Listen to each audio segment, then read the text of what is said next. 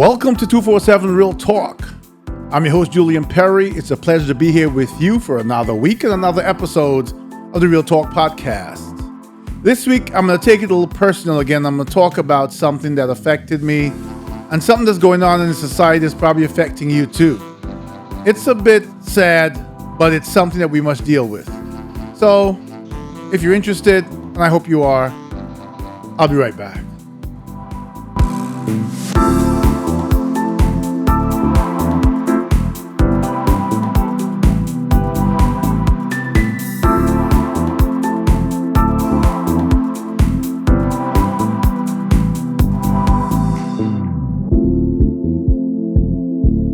So welcome again to the 247 Real Talk podcast. A pleasure to be here with you. It is Thursday, June 22nd in New York. Before I get into this episode, and again, I'm going to try not to make it too long. How are you folks that are in New York? How are you feeling about the weather? This morning at 6:30 as I was walking to work, it was 60 degrees on June 22nd, the second day of summer 2023. I don't think in all the years I can recall of summers I've ever had an opening to summer where it felt like this. Maybe there was, but I don't recall it because it had to be some long time ago and far and few between. Anyway, I thought this week I would share something with you and kind of have it evolve into a quick conversation, hoping that you will reach out to others. You will share this episode. We will get the conversation going bigger. We've got to reach people where they are and for them to have an impact, for us to have an impact on them so that things change. So stick with me. Let me tell you where this is going, or let me start where this is in my mind, and you'll see where I'm going. During COVID, it was a tough time for me. I'm not talking about having COVID. I'm talking about the number of virtual funerals I attended. This was not a situation of violence. These funerals were all related to people, elderly people who were members of the congregation of my church, who simply succumbed to the pandemic. Maybe about 2 years ago, I lost a good friend of mine. He was diagnosed maybe 5 years before that with glioblastoma. And if you remember what glioblastoma is, it's a brain cancer, same one I think that John McCain had. And he was about 63 years old. He fought it for, I want to say, a good 5 years before he succumbed to it. About 2 years ago, another friend of mine of over 30 years told me he was on the phone talking to his sister, and all of a sudden he didn't know what happened. He didn't know anything else. When he came to in the hospital, they told me he'd had a seizure. Never had a seizure before in his life. Never had any kind of major ailments in his life. You know, all the MRIs and CT scans and stuff later, turns out that he had glioblastoma. I called him a few months ago, checking on him, because I didn't want to call him frequently. You know, people are going through struggles. He hadn't been to work for all that period of time, coming back from COVID.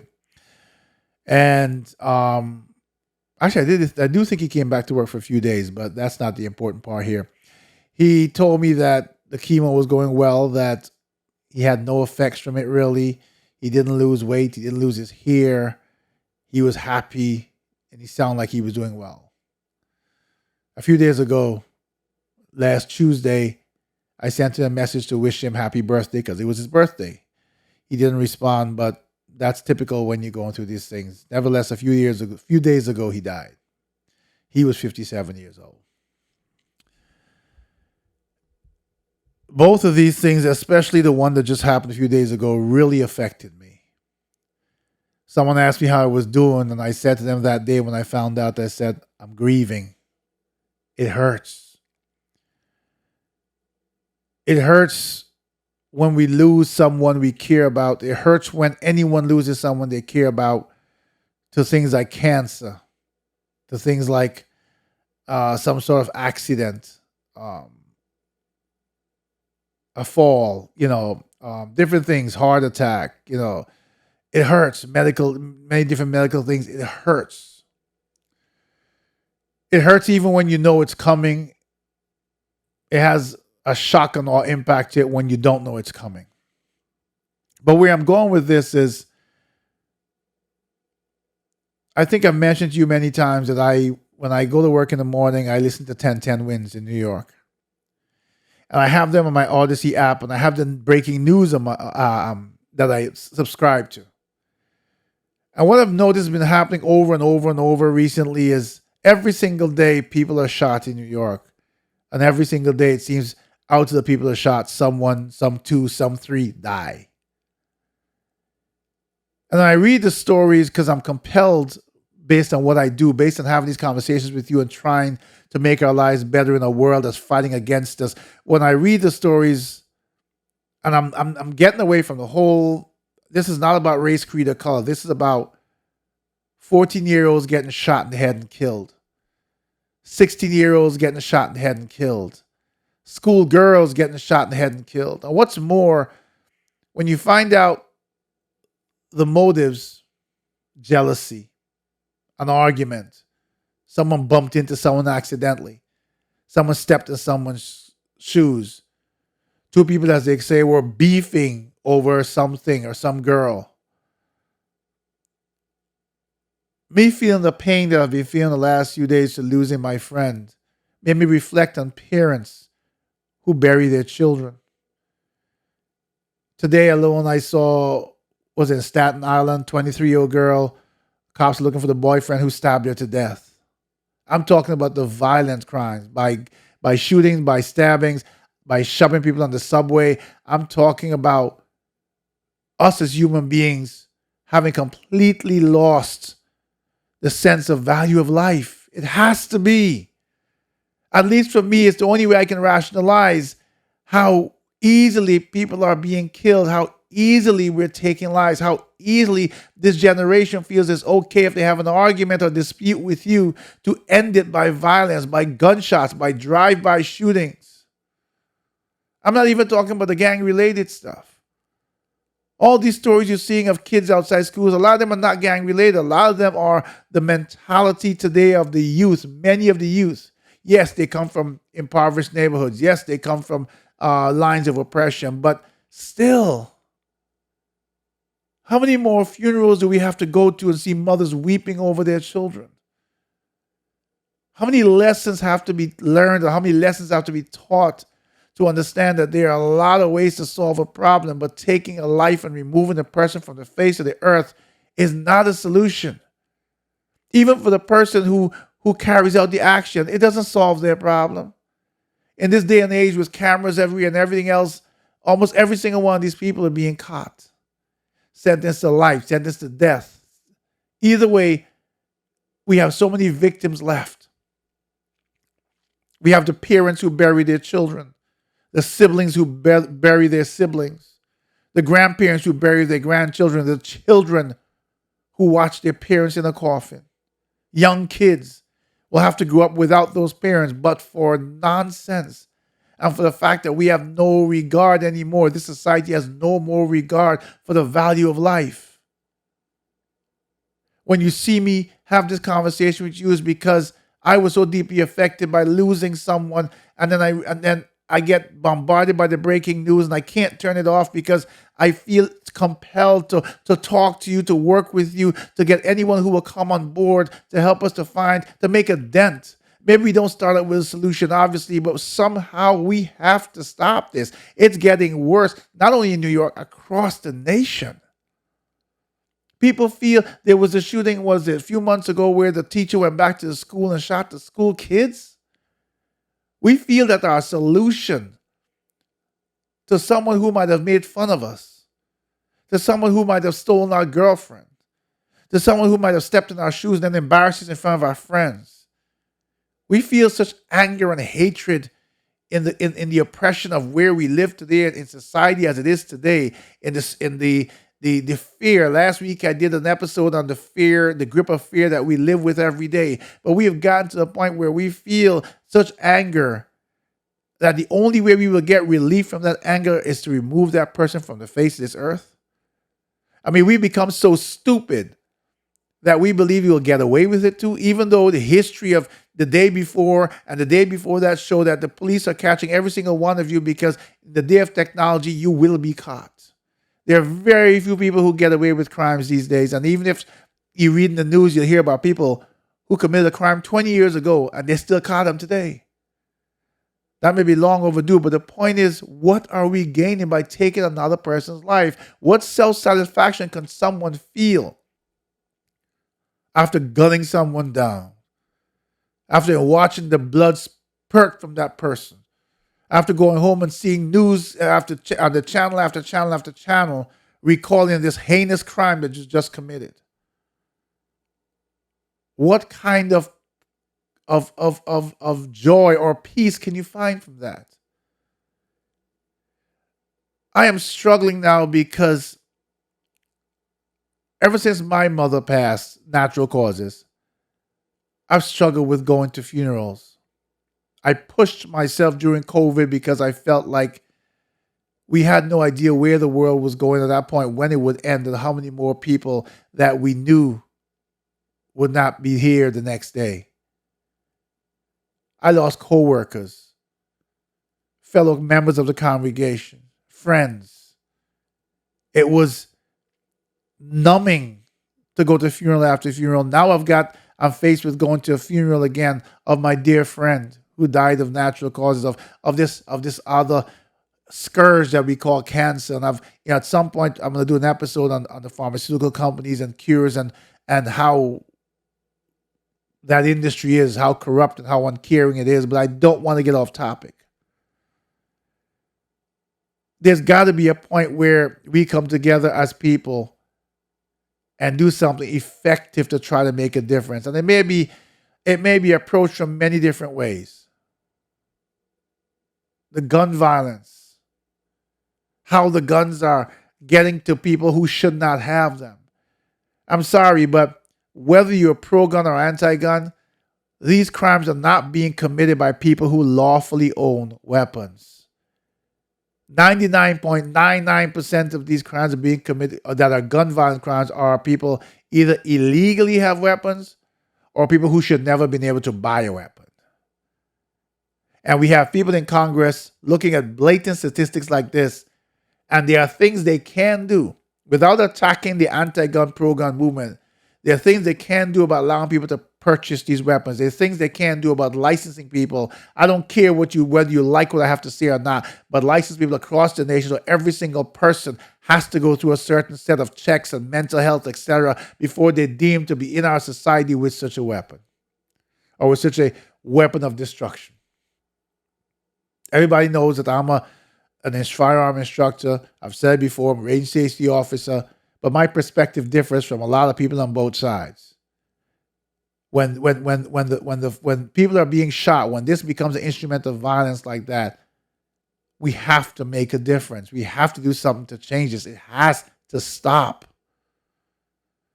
We are simply, think about this for a second, especially those of you who have children and who are listening to this podcast.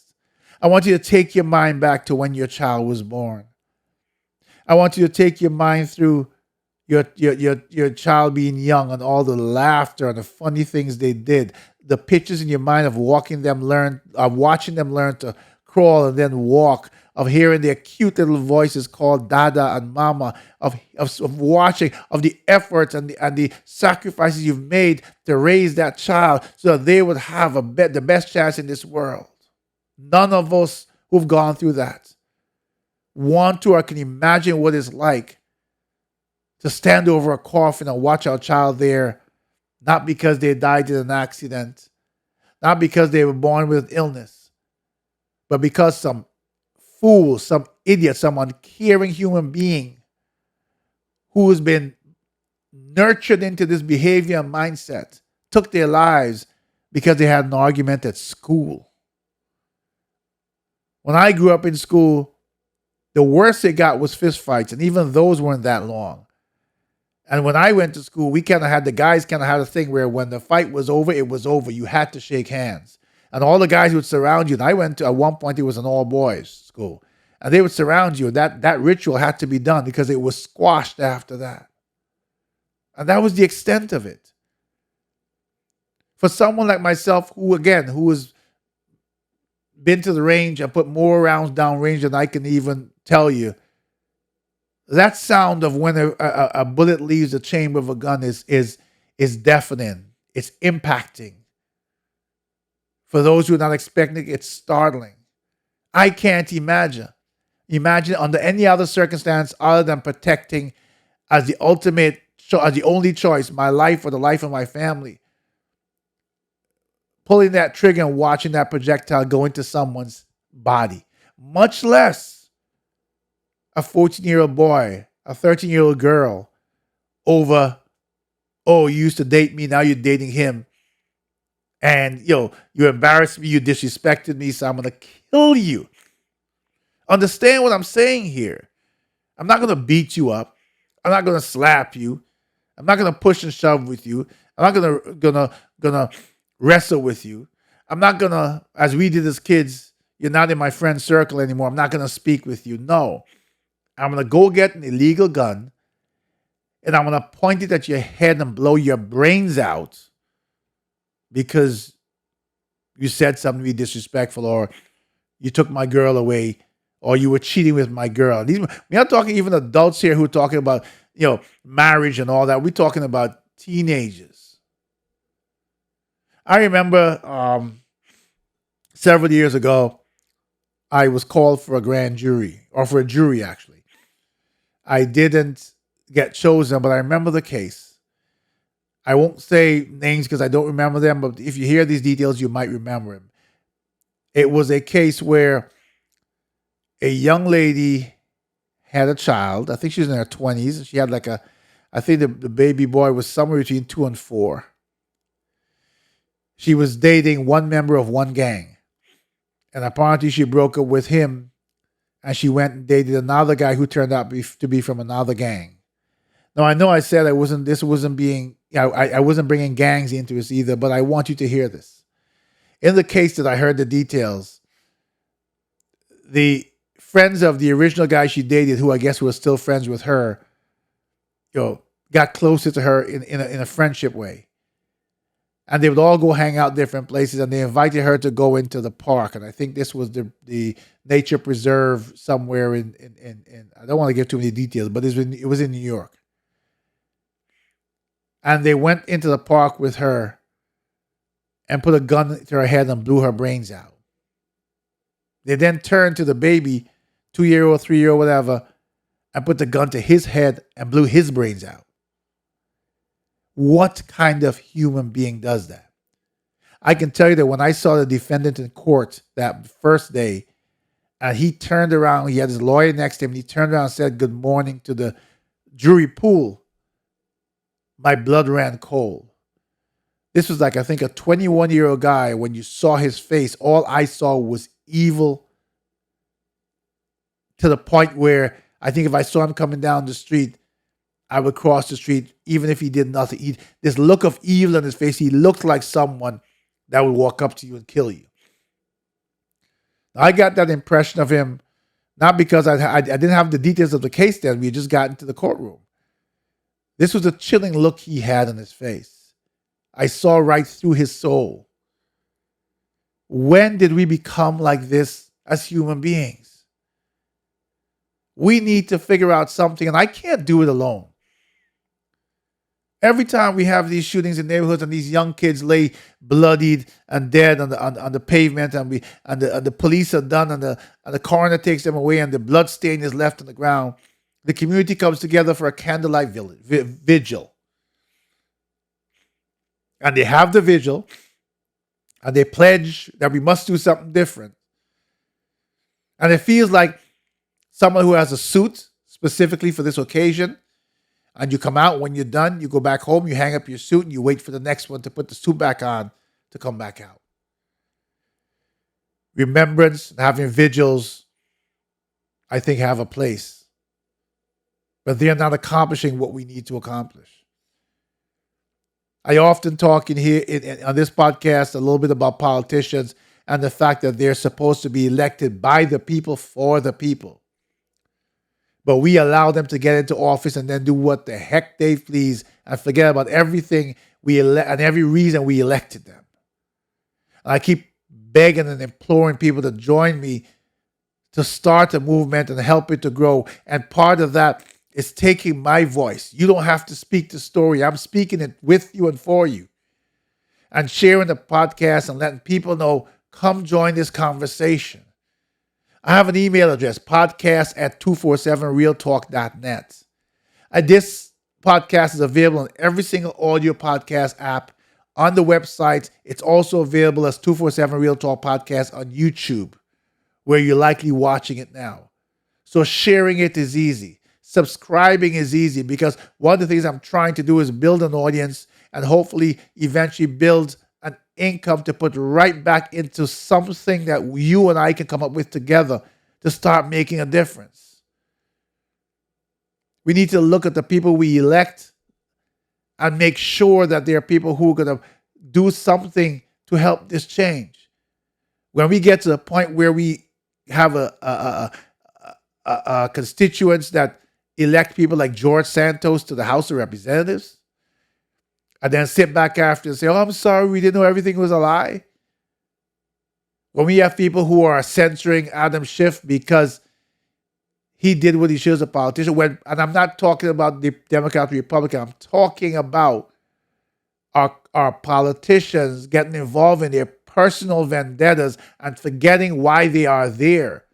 And the only time that stops is when they see the people uniting, whether you're Republican, whether you're Democrat, whatever you are, saying, whoever represents me and my ideology needs to be there to really represent my ideology. I don't want you to go in there and tell me what your ideology is and then spend all the money and all the taxpayers' money brainwashing who you can and twisting whose arms you can so that instead of you carrying out our ideology, we're clapping and cheering and going to see you at rallies to support your ideology, Democrat or Republican. The things that need to get done here have to be done by the people who have the power to direct law enforcement, who have the power to say, okay, we can agree to disagree, even on the gun laws, but here's a set of things we have to do because this has to stop. Whether you're anti or pro-gun, putting those tools in the hands of people who are responsible is a big step forward because that's not happening right now. We have a mental health crisis in this country where people are killing other people because of mental health issues. Shootings, stabbings, whatever. There was a story in New York about a woman who was standing on a platform, and as the train, I think it was the E train, was coming out the station, another guy ran to her and slammed her head into the train. They caught him, of course. She's paralyzed from the neck down. All that woman did was go and stand on the platform to catch a train, whether she was going home or going to work. And in a split second, her life is not only changed forever, but it's changed in a way that we can't even comprehend. She's paralyzed from the neck down. We have lost the ability to even discern the value of life. All these murders and killings, we have lost the ability to understand how precious life is. We know that we were born. We know one day we're going to die.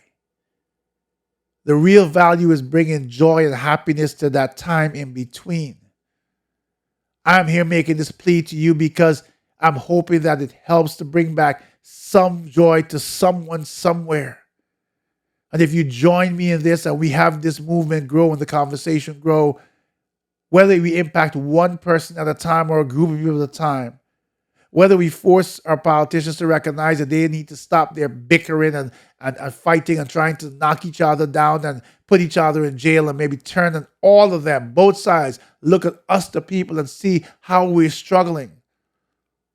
We don't have Secret Service security guarding us to prevent us from another person walking up and shooting us or shoving us into a train or shoving us on the railroad tracks. We walk around, as for me, I walk around with God as my guide and my protector.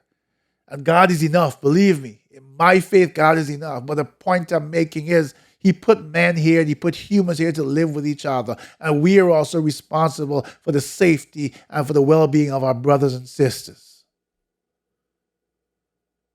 This plea is not going to stop. Whether I have an audience of 1, 10, 1,000, or 1,000,000, this will remain the same. Real talk, true talk, hoping to tug at your heartstrings enough that you decide that in the business of life, you have time to help make a difference. Another week has gone by. Several people around this country have died from violence. In the upcoming week, several parents and brothers and sisters, uncles and aunts and grandparents will stand over the coffins of children who have lost their lives, and people and young people and old people and middle-aged people and loved ones who have lost their lives from violence. And we are not at war in a civil society war. We are at war with each other. Senseless war with no regard for life. I'm here to tell you that in my faith, God created life, and each one of our lives are priceless.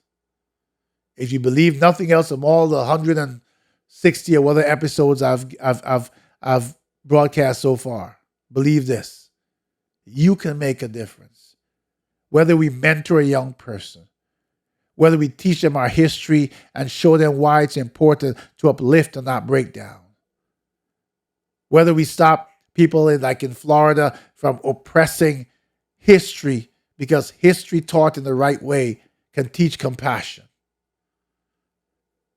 Whether we understand that we grow as human beings, and if we grow together, we can make changes together. Whatever you do, please join me in this effort. Don't let this conversation go through one ear and come through the other. Let it resonate with you. Email me at any point and tell me your ideas. Let's keep this moving forward. Please, let's make a change. This is another week, and once again, my utmost pleasure to be here with you, to share my thoughts, and to have you here with me. Please, again, do share the podcast, do subscribe, and I look forward to talking with you again in another week. Until then, be safe, keep someone else safe, take care of yourselves and each other.